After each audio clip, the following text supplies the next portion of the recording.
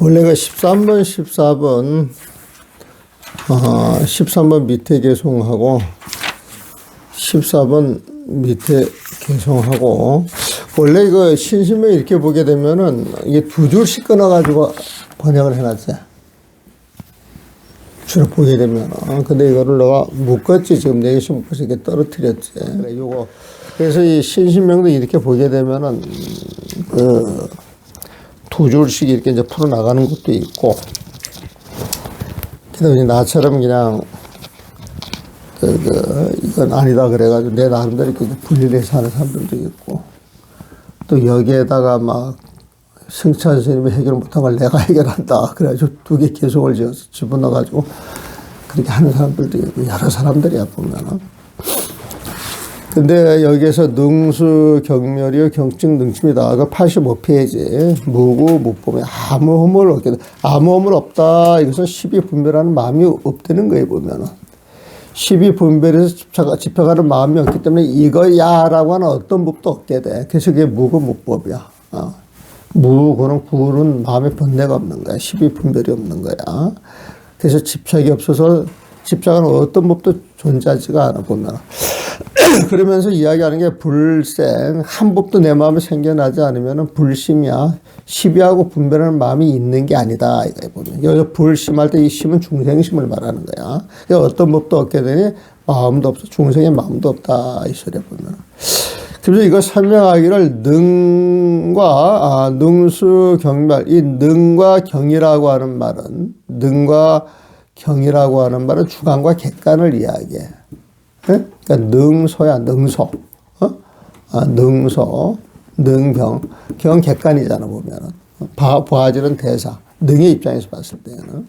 근데 우리가 이렇게 객관적으로 상대가 있으면 어느 한쪽을 중심으로 잡았을 때는 그 상대방은 경계가 되잖아. 어떤 주체의 경계가 되잖아, 보면은. 그래서 능수 경멸, 이것은 능이 경을 따라서 멸하고, 이런 표현은 능이 경계가 사라지면 따라서 없어진다 이 소리야. 경증 능침할 때 이 축은 숫자와 같은 뜻이야. 그냥 같은 뜻으로 보는 거야. 이제 쫓아가는 거야 보면은. 근데 똑같은 경수 능침 그렇게 하는데 그럼 재미가 없는 거야. 응? 그래서 쫓아간다고 축자로 대신해서 쓰는 거야 보면은. 경축 능침, 이것도 따라간다 소리야. 경계가 능을 따라가면서 침, 이것도 없어진다 소리야. 멸하고 침자와 같은 뜻이에요 보면은.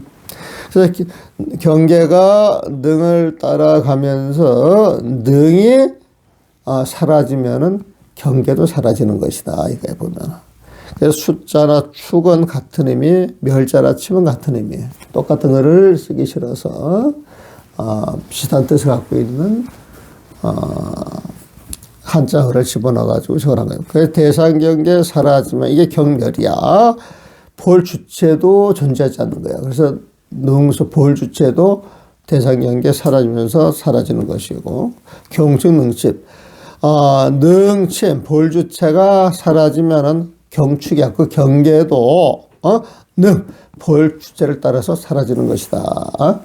한문을 하나하나 풀면 그렇게 풀이가 되는 거야, 보면은.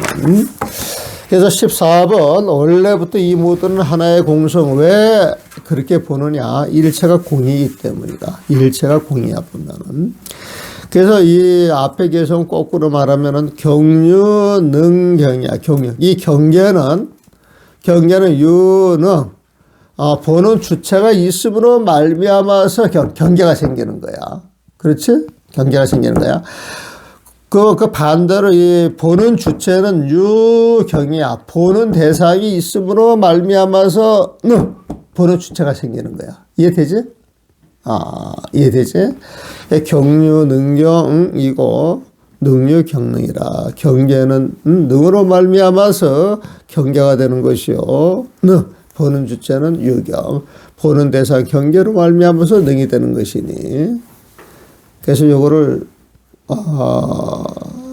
딱 정리해가지고 우리말로 풀이하면은 대상 경계, 경의 대상경계죠. 볼주체로 인하여 있고 볼주체로 인하여 유능 능으로 말미암아서 그 경계가 있는 것이요.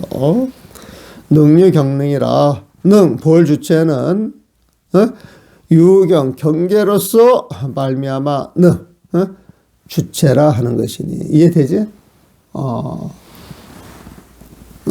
경은 능으로 말미암아서 경계요. 능은 경계로 말미암아서 능이 되는 것이다. 쉽게 말하면 경계는 보는 주체가 있음으로 해서 경계를 하는 것이요. 보는 주체는 보는 대상 경계로 말미암아서 능이라 하는 것이다. 그래서 여기에 이 능소라고 해가지고 한쪽에 집착하는 것은 우리는 항상 삿된 소견이라고 봐. 우리 절집에서는. 그래서 모든 견해라고 하는 것은 상대방이 있기 때문에 내 견해, 내가 있기 때문에 자네 견해 이런 말이 나오는 것이지. 그런 생각이 사라지면은 평정심에서 아상이 없이 공심을 가지고 일을 하기 때문에 부딪힐 일이 하나도 없는 것이지. 원만한 그 합의를 끌어낼 수가 있겠지. 원만한 결과물을 도출할 수가 있겠지. 근데 나만 이런 생각이 강해서는 그게 안 되는 것이다. 그래서 욕지양다. 이 양다이라고 하는 건 양변이라고 하는 말하고 같은 소리야. 이견이라고 하는 말하고 같은 소리야. 양견이라고 하는 말하고 같은 소리야 보면은. 그래서 욕지양단 이쪽 저쪽 양쪽 경계를 욕지. 그 실체가 뭐냐? 욕지. 알고 싶다면은 대답은 하나다. 원시일공이다. 원래 이 모든 것은 한결같이 실체가 없는 것이다. 그게 일공이야, 일공. 우리가 부처님 마음은 무상, 어떤 형상도 없다. 무상무형이라 그래. 무상무형, 형태도 없고 모양도 없게 되면 이름을 붙일 수가 없어. 그럼 무명이라 그래. 그래서 이름도 붙일 수 없고 형상도 없고 어떤 형태도 없다 그러면 텅 비어있는 걸 말하거든. 그걸 제법공상할 때 공상이라 그래. 공상. 제법이라고 하는 건 일제법이야. 공상이라 그래. 공으로 나타나는 그 모습인데 그 모습은 늘 공이라고 하는 한 가지 모습이야. 그걸 일상이라 그래. 일상. 그 자리는 한결같이 공이야. 그걸 일공이라 그래. 그래서 일공, 일상, 공상, 무상, 무명, 무형 다 같은 말이다. 부처님 마음을 표현하는 말이야.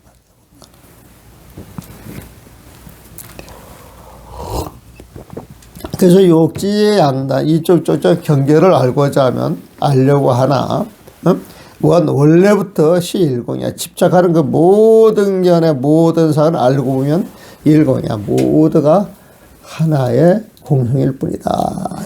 이거 이해돼요? 자, 대상 경계는 좋고 나쁜 것을 분별하는 주관으로 말미암아 생기는 것이요. 경은 유능으로 말미암아서 경이요. 주관은 집착하는 어떤 경계가 있음으로 말미암아 능은 유경으로서 능이라 표출되는 것입니다.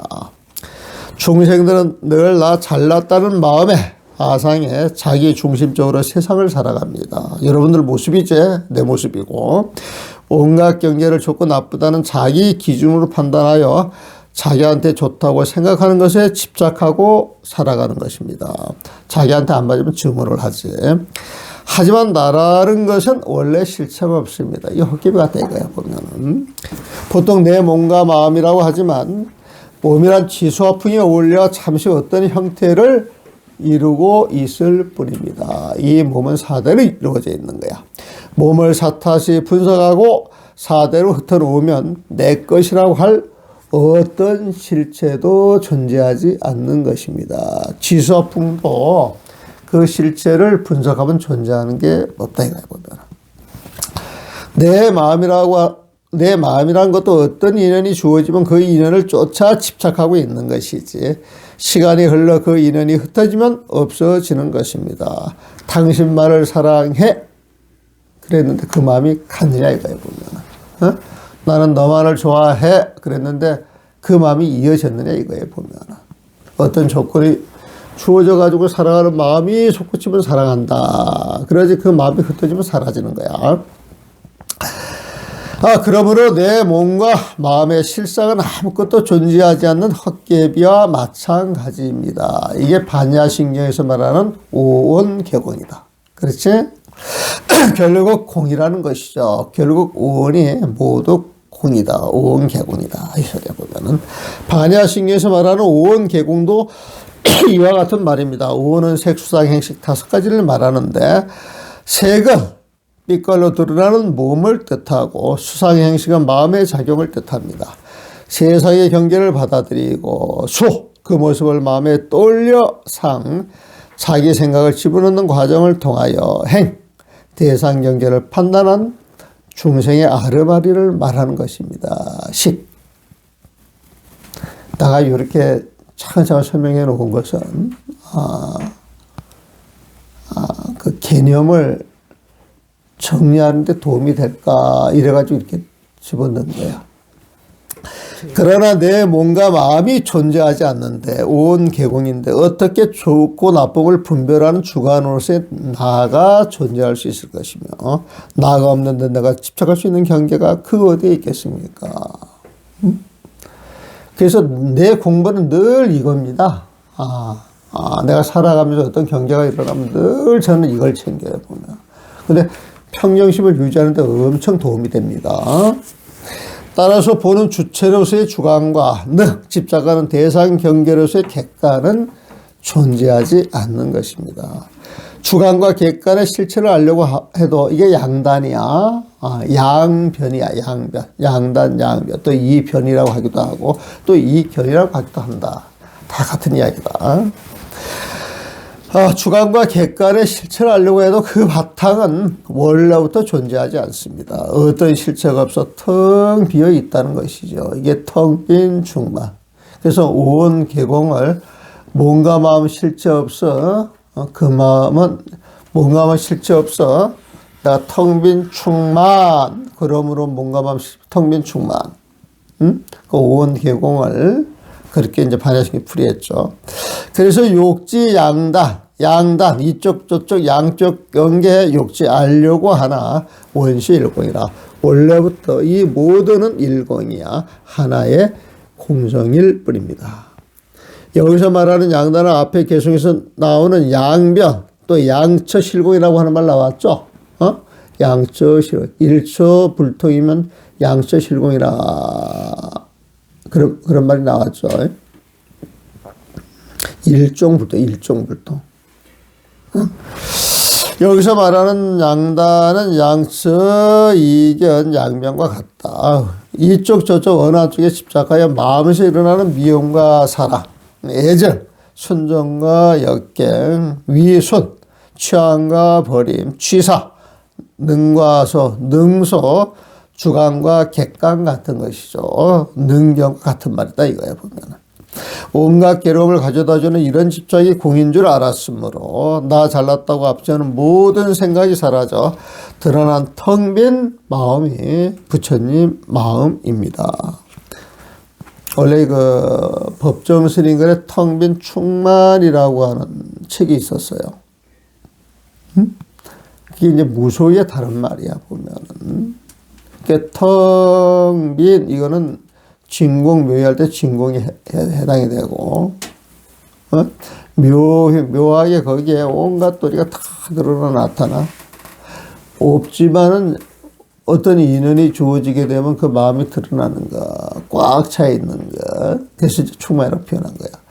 그 법정 스님한테 내가 초발심 자격문을 번역하고 난 다음에 98년도인가 아니야 98년도가 아니라 초발심 자격문이 나오고 난 뒤에 2005년도인가 몇 년도에 그 길상사에서 이제 법정 스님을 이제 우연히 뵙게 돼요 보면.